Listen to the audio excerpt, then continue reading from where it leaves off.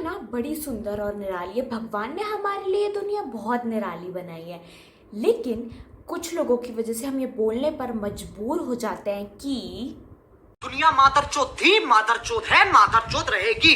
क्या ही कर सकते, कोई ना कोई मछली आई जाती है और पूरे तालाब को गंदा कर देती है। तो आज हम कुछ ऐसी मछलियों के बारे में बात करने वाले हैं। तो पहले आते हैं निब्बा निब्बी। ये लोग मोस्ट ऑफ द टाइम 13 या 14 साल के बच्चे होते हैं जिन्होंने अभी अभी प्यूबर्टी हिट करी है और इन पर प्यूबर्टी का भूत सवार है।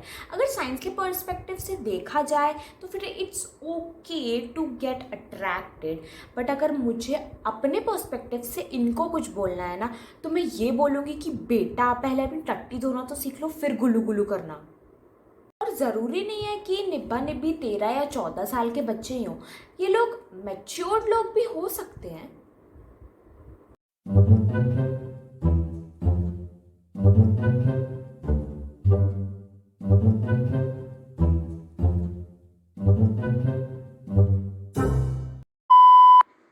मम्मी बिहेव, नेहा कक्कड़ को बीच में लाना बंद कर। जिन लोगों को मेरी बात समझ में नहीं आई ना, जिस वीडियो का लिंक मैं डिस्क्रिप्शन में दे रही हूँ उस वीडियो को जाकर के देख सकते हैं। निब्बा निब्बी एक दूसरे के प्यार में इतना पड़े होते हैं कि अगर निब्बा बेड पे सुसु कर देना तो फिर निब्बी बोलती है, ओ बेबी सो क्यूट, तुम तो जिस भी जगह बैठते हो ना उस जगह को शुद्ध कर देती हो, आई लव यू बेबी। बेटा अबे पढ़ाई लिखाई में ध्यान लगाओ, IAS बनो और देश को संभालो। दूसरे होते हैं बिन बुलाए मेहमान। हमें पता है कि अतिथि देवो भव होता है, लेकिन अतिथि तभी देव होता है जब हम उसको खुद इनवाइट करें अपने घर पर आने का। लेकिन जब ये अतिथि बिन बुलाए आ जाए ना तो फिर दानव होता है।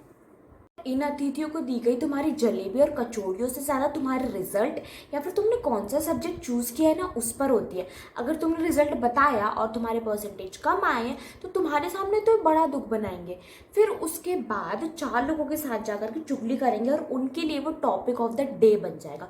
और अगर तुमने सब्जेक्ट कॉमर्स या ह्यूमैनिटीज़ बता दिया ना तो इतना शॉक हो जाएंगे और ऐसे देखेंगे कि जैसे कि तुम कोई अलग ही जीव हो। उनके लिए ना ऐसा लगने लगता है कि ना तुमने क्या बोलते डोरेमोन का बैम्बू कॉप्टर लगा रखा है, तुमने कपड़ों की जगह पत्ते पहन रखे, तुम्हारी पीछे से पूंछ निकली हुई है और तुम घर में नहीं किसी अंतरिक्ष यांडल में रहते हो। तीसरी चीज़ है रक्षाबंधन।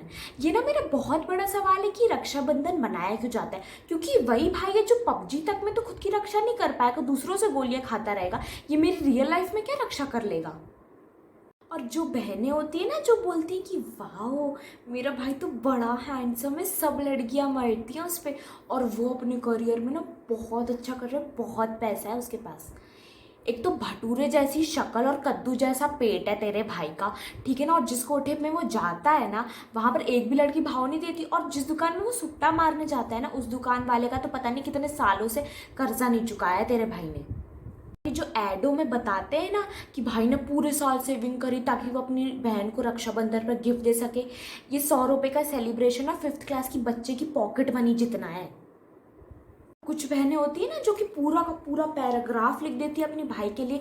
इतना बड़ा पैराग्राफ ना अगर इन लोगों ने अपने इंग्लिश के पेपर में लिख दिया होता ना तो कुछ भला हो जाता। और कुछ भाई होते हैं जो कि इतनी सारी राखियाँ बांध करके लिखते हैं रक्षाबंधन सेलिब्रेशन #sisters love। तेरी ये जो बहन है ना रक्षाबंधन सेलिब्रेट करने नहीं, तेरे पॉकेट में जो पैसे है ना उसको सेलिब्रेट करने आई हैं। So this was all for today's video. और क्या बोलूँ, है गर्मी गाइस। पता है शूट करते वक्त ना या तो फिर पंखा ना बंद रखना पड़ता है, नहीं तो फिर 1 या 2 पे चलाना होता है। क्या करूँ गाइस, बहुत स्ट्रगल है मेरी लाइफ में। So guys now I am going to sleep, ठीक है। तब तक आप लोग लाइक और सब्सक्राइब कर देना, ठीक है। Bye. I know that I'm obsessed with this beep sound. I'm very much obsessed. चल चल रमी अपने नाटक बंद कर चल। नाटक थोड़ी ना ये, नाटक ही तो कर रही है। ये तो नाटक ही होता है ना। ठीक और है।